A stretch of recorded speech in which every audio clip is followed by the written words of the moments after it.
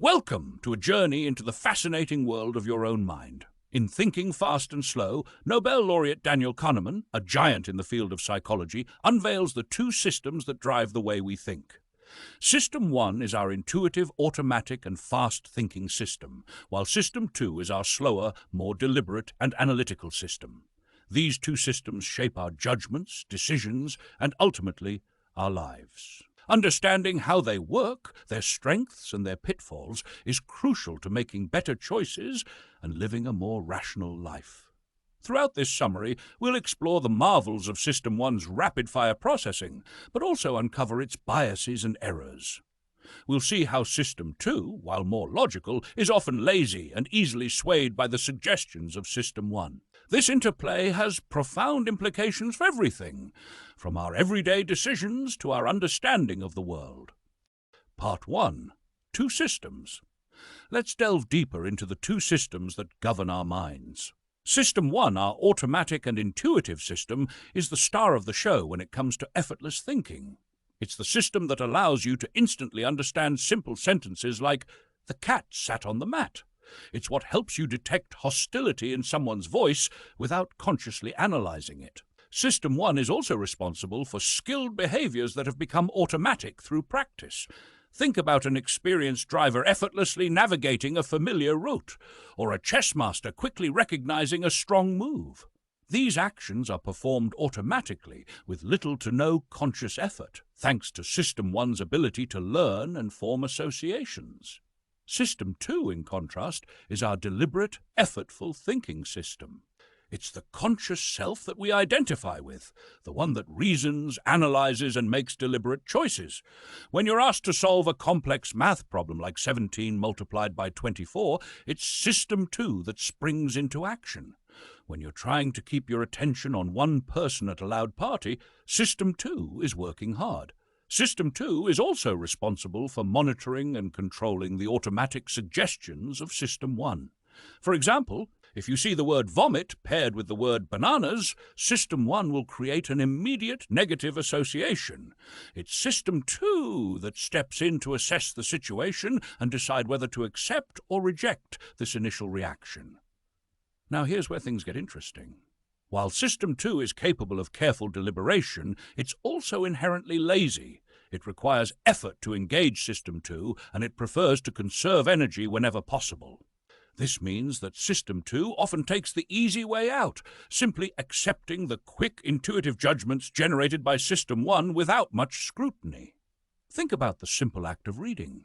If you see a word printed in a clear font, System 1 processes it effortlessly, and you understand it immediately.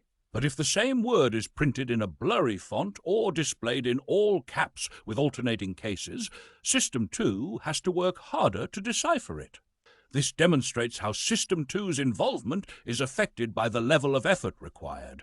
Another way to think about this is by comparing it to different gaits of walking. System 1 is like a comfortable stroll. It's our default mode of operation. System 2, however, is more like a jog or a sprint. It requires more effort and is only engaged when needed. For instance, when you're walking and having a conversation, you can do it easily. But if you were asked to compute a difficult question like 23 multiplied by 78, you would immediately stop walking. This happens because those two tasks compete for your limited resources of System 2. The interplay between these two systems is crucial to understanding how we think. System 1 is constantly generating impressions, intuitions, and feelings which often become the basis of our beliefs and choices. System 2 ideally acts as a monitor, evaluating these suggestions and intervening when necessary. However, because System 2 is lazy and requires effort to engage, it often fails to do its job effectively. This sets the stage for the cognitive biases and errors that we'll explore in the next part. This dynamic, the fast, intuitive System 1 and the slow, deliberate System 2, is fundamental to Kahneman's framework. It's a dynamic that plays out in countless aspects of our lives, from the mundane to the monumental. Part 2. Heuristics and Biases. Now that we've met the two systems that drive our thinking, let's explore how these systems can sometimes lead us astray. System 1, in its quest for speed and efficiency, often relies on mental shortcuts called heuristics. While these heuristics are often helpful, they can introduce systematic errors or biases into our judgments. The availability heuristic. One of the most pervasive biases is the availability heuristic. This is our tendency to judge the likelihood of an event based on how easily examples come to mind. The ease of recall is influenced by factors such as vividness, emotional intensity, and media coverage. For instance, consider the question: are shark attacks or falling airplane parts more likely to cause death? Most people would instinctively say shark attacks, despite the fact that you're statistically much more likely to be killed by falling airplane parts. Shark attacks, though rare, are highly publicized and emotionally charged events that vividly come to mind. We can imagine the terror of a shark attack, making it seem more probable than it actually is. The availability heuristic also affects our risk assessments in other areas, such as overestimating the likelihood of highly publicized crimes or accidents while underestimating less dramatic but far more common risks. The representativeness heuristic. Another powerful bias is the representativeness heuristic. This is our tendency to judge the probability of an event based on how similar it is to a stereotype or a representative example. Consider the classic example of Steve, shy, withdrawn, and passionate about order. When asked to guess Steve's profession, most people are more likely to choose librarian over farmer, despite the fact that there are statistically far more farmers than librarians. We fall into this trap because Steve's description fits the stereotype of a librarian, leading us to ignore the base rates, the actual frequencies of different professions. The representativeness heuristic causes us to focus on superficial similarities while ignoring relevant statistical information, leading to inaccurate judgments and reinforcing stereotypes, the anchoring bias. Another fascinating bias is anchoring, where an initial exposure to a number, no matter how arbitrary, significantly influences subsequent judgments. For example, if I ask whether Gandhi lived past the age of 14 and then ask you to estimate his age at death, your estimate will likely be higher than if I had asked whether he lived past the age of 35. The initial number, even though irrelevant, acts as an anchor, pulling your judgment closer to it. Anchoring bias is pervasive and affects everything from price negotiations to salary discussions. Even experienced professionals like real estate agents are influenced by an anchor, such as a property's list price, when evaluating its value, despite their expertise. Why these biases matter. These are just a few examples of the many biases that distort our thinking. It's important to understand that these biases aren't random mistakes. They are systematic tendencies that arise from the way our minds work. System 1's reliance on heuristics, combined with its desire for coherence and simplicity, is the root cause. While System 2 could potentially correct these biases, it is often too lazy or distracted to step in, leaving us vulnerable to irrational judgments. These biases have profound implications, not just for our personal decision-making, but also for fields like law, medicine, and public policy. For example, in medicine, the availability heuristic might lead doctors to overestimate the prevalence of diseases they've recently encountered. In the courtroom, anchoring bias can influence the severity of sentencing recommendations. In public policy, representativeness can lead to misallocation of resources based on vivid but rare events. By understanding these biases, we take the first step toward mitigating their effects and making more rational choices.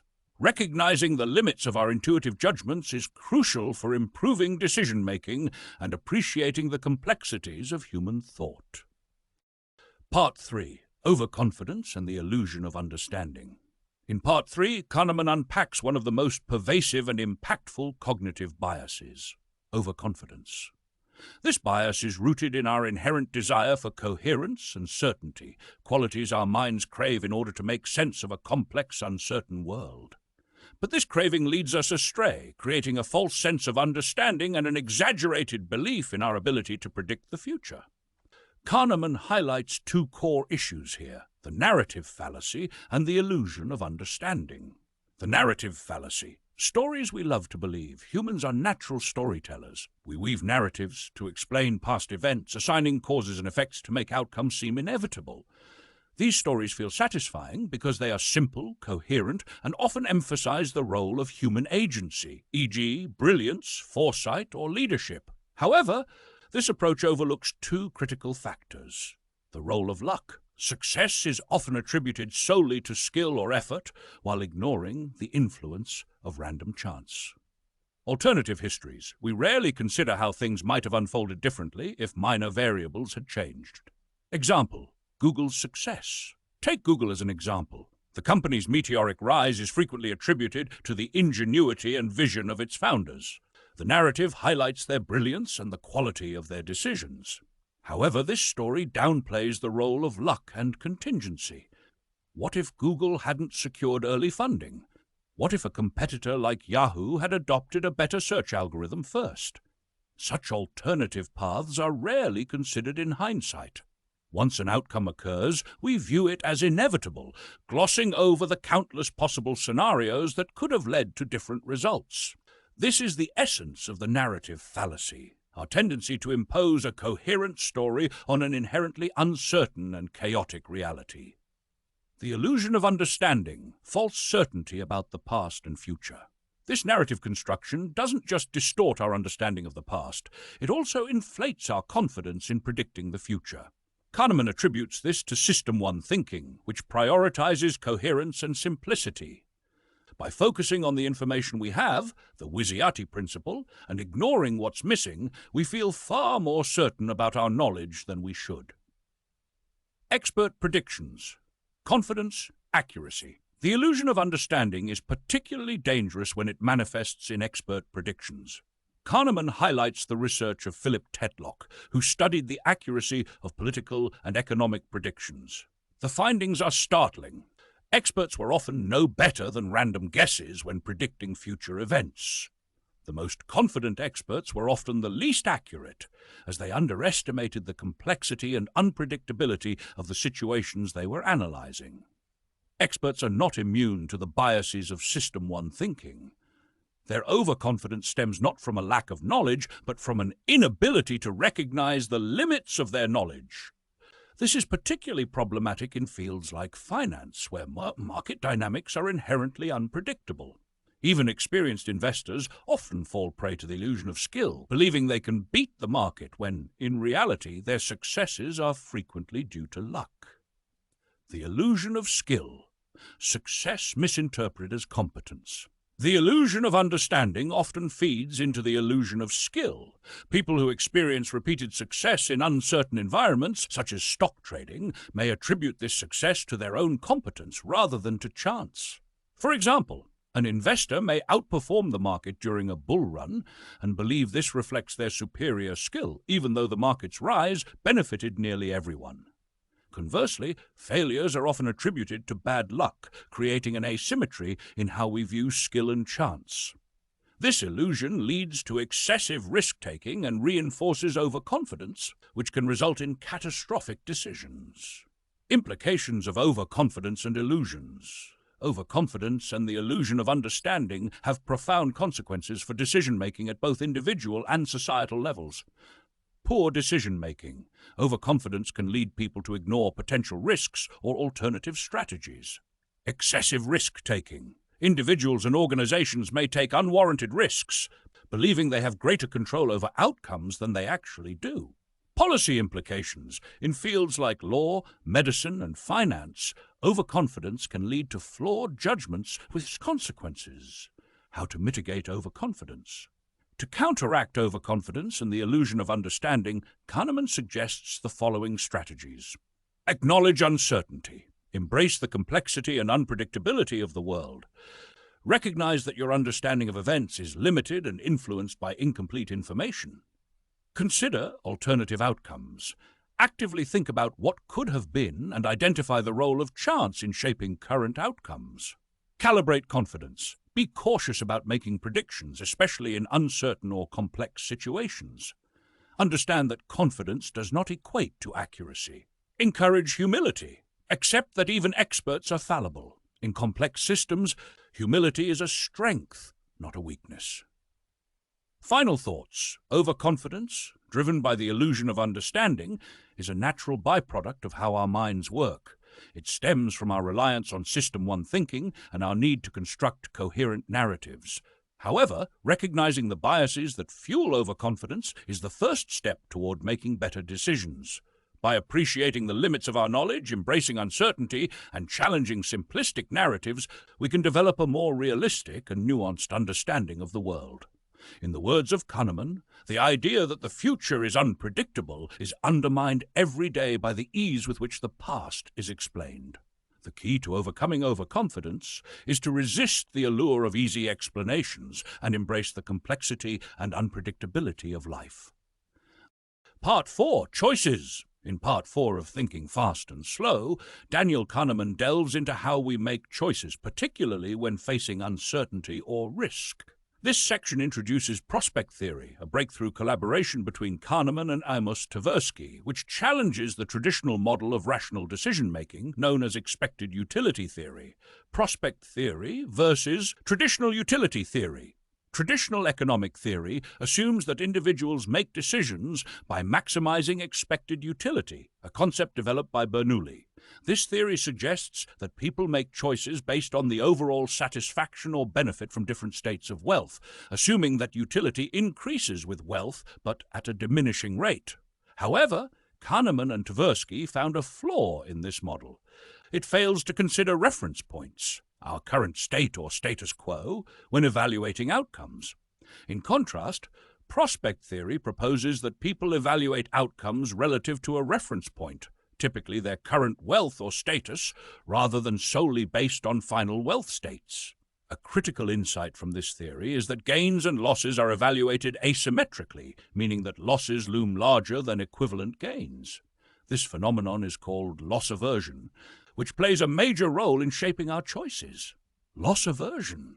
Loss aversion explains why people generally prefer to avoid losses rather than acquire gains of the same size.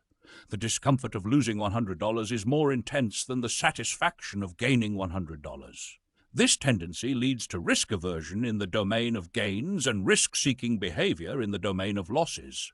For example, for gains, if offered a choice between a sure gain of $900 or a 90% chance of gaining $1,000, people typically choose the sure $900 because it feels safer. For losses, if faced with a choice between a sure loss of $900 or a 90% chance of losing $1,000, most people will prefer the gamble, hoping to avoid the sure loss. The probability weighting function prospect theory also introduces the probability weighting function, which explains how we perceive probabilities in decision-making. We tend to overweight small probabilities and underweight large probabilities, leading to behaviors such as buying lottery tickets despite the very low chance of winning. Similarly, we may be willing to pay extra for insurance, overweighting the small probability of a large loss. The fourfold pattern, a combination of loss aversion and probability weighting, gives rise to the fourfold pattern, a decision-making framework that demonstrates different preferences based on the probability of the outcome. Risk aversion for high probability gains, e.g. preferring a sure gain over a gamble with a higher expected value. Risk seeking for low probability gains, e.g. preferring a small chance of a large gain over a certain smaller gain. Risk seeking for high probability losses, e.g. preferring to gamble to avoid a sure loss. Risk aversion for low probability losses, e.g. preferring a sure loss over a gamble with a low chance of a larger loss. Implications of prospect theory. Prospect theory helps us understand why our choices often violate the rational model of decision-making. It provides a more realistic account of how people act under uncertainty, showing that emotions, biases, and framing effects significantly influence our decisions. For instance, the way a choice is framed, whether as a potential gain or a loss, can drastically alter our preferences, even if the underlying outcomes are objectively the same. Kahneman emphasizes that understanding the principles of prospect theory can improve decision-making, especially in risky situations. By recognizing the impact of loss aversion, probability weighting, and framing effects, we can make more informed and balanced choices rather than being swayed by cognitive biases and emotional responses. In summary, prospect theory challenges the classical view of rational decision-making and highlights the psychological complexities that shape human choices. Recognizing these biases is crucial for making better decisions in an uncertain and unpredictable world. Part 5. Two Selves. In Part 5 of Thinking Fast and Slow, Daniel Kahneman introduces the fascinating concept of the two selves within each of us, the experiencing self and the remembering self. These two selves represent different aspects of our lives and decision-making processes, and understanding their differences is key to understanding how we perceive well-being and make choices. The experiencing self versus the remembering self. The experiencing self is the one that lives through each moment, feeling the emotions and sensations in real time. It is the self that experiences joy, pleasure, and discomfort in the present.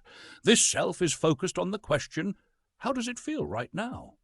It directly experiences events, such as the enjoyment of a meal or the discomfort of a painful experience like a long commute or medical procedure. The remembering self, on the other hand, is the storyteller. It reflects on past experiences and creates narratives about our lives. This self is concerned with the question, how was it on the whole? It evaluates the overall quality of an experience, often based on how we felt at particular moments, rather than the entire duration. The remembering self decides how we judge the experience, whether it was positive, enjoyable, painful, or disappointing. The peak end rule. One of the most important insights Kahneman offers in this section is the peak end rule, which explains how the remembering self evaluates experiences. The key idea is that our remembering self doesn't sum up the entire experience. Instead, it focuses on two critical moments. The peak, the most intense moment of the experience, whether positive or negative. The end, the final moments of the experience. The duration of an experience, especially how it unfolds over time, is largely ignored by the remembering self. This is a significant departure from how we might assume we assess our overall well-being, as it suggests that the intensity of specific moments is more important than the overall length of the experience. The colonoscopy experiment. A famous experiment that Kahneman refers to illustrates the peak end rule. In this study, patients undergoing a colonoscopy were divided into two groups. One group experienced a relatively long procedure that was slightly uncomfortable at the end. The other group had a shorter procedure, but it was more painful during the final moments. Despite the fact that the longer procedure was overall more uncomfortable, patients who had the longer procedure with a less painful ending rated their experience more positively. Their remembering self was more influenced by the less painful end than by the duration or the intensity of the pain experienced earlier. Implications for decision-making. The distinction between the two selves has profound implications for how we make decisions. Often we make choices based on what will create a positive story for our remembering self, even if that doesn't necessarily lead to the best experience for the experiencing self. For example, people might choose vacations based on the potential for great photos or memorable anecdotes, even if the experience itself might be stressful or tiring. We may endure unpleasant or uncomfortable experiences because we anticipate that the remembering self will remember the good moments and overlook the negative ones. This tendency to prioritize the remembering self's story can lead to choices that are not in the best interest of our overall well-being. In particular, it can make us favor experiences that seem appealing in retrospect, but that do not provide lasting satisfaction in the present. What does this mean for well-being? Kahneman suggests that understanding the dynamics between the experiencing self and the remembering self is crucial for making better decisions. If we want to enhance our well-being, we need to consider both the actual experiences of the present and the stories we will tell ourselves about those experiences later. Recognizing that the remembering self is influenced by the peak and end of an experience and not its entire duration can help us make choices that are more aligned with what will genuinely improve our happiness. In conclusion, Kahneman's exploration of the two selves shows how our perception of well-being is shaped not only by what we experience in the moment, but also by how we later remember those experiences.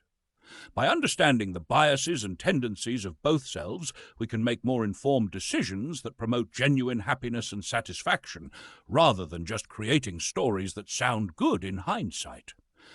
In conclusion, Thinking, Fast and Slow by Daniel Kahneman offers a profound insight into the complexities of human cognition. By dissecting the interplay between System 1, the fast, intuitive and automatic thinking, and System 2, the slower, deliberate and logical thinking, Kahneman highlights both the remarkable power and the inherent flaws of our cognitive processes. He demonstrates how our minds rely on heuristics, mental shortcuts that often lead to bias, and how framing, prospect theory, and the influence of our remembering self shape the choices we make. Understanding these concepts is crucial for improving decision-making and enhancing our quality of life. Kahneman's work shows that while System 1's intuition is essential for navigating the world quickly and efficiently, it often leads us to errors and biases. Conversely, System 2's more careful and reasoned approach can help us overcome these pitfalls, but requires conscious effort and energy. By becoming aware of the biases and cognitive tendencies that influence our thoughts and decisions, such as loss aversion, framing effects, and the peak-end rule, we can begin to make more rational and thoughtful choices. However, this awareness alone is not enough. Kahneman encourages us to engage in more critical thinking, questioning our initial intuitions and considering alternative perspectives before reaching conclusions.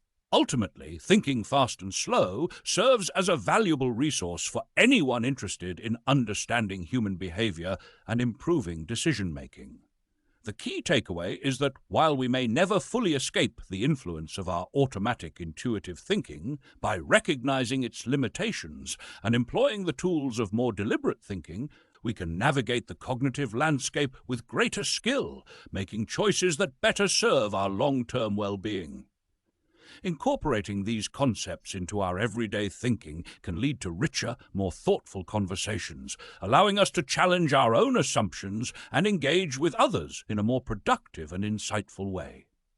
By improving our understanding of how we think, we can make decisions that not only benefit us in the moment, but also align with our deeper values and long-term goals.